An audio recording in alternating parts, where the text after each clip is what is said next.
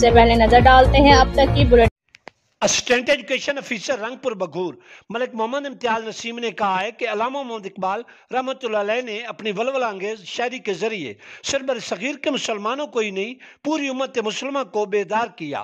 ان خیالات کا اظہار انہوں نے گورنمنٹ ایلیمنٹری سکول ظفر آباد رنگپور بگور میں یوم اقبال کی مناسبت سے منعقدہ تقریب سے بطور مہمان خصوصی خطاب کرتے ہوئے کیا، جس کی صدارت ہیڈ ماسٹر ادارہ حاضہ ملک عابد اقبال نے کی، جبکہ نقابت کے فرید ملک فیاض انور جویہ نے بطریق احسن سر انجام دیے۔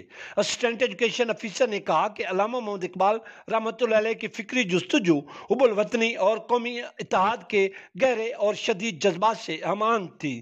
انہوں نے مزید کہا کہ مصور پاکستان ڈاکٹر علامہ محمد اقبال رحمۃ اللہ علیہ کی شاعری قرآن و حدیث کا ترجمہ ہے۔ قبل ازیں سکول اعظم کے طلباء نے علامہ محمد اقبال رحمۃ اللہ علیہ کی شاعری اور ملی خدمات کے حوالے سے مختلف موضوعات پر تقاریر بھی کیں۔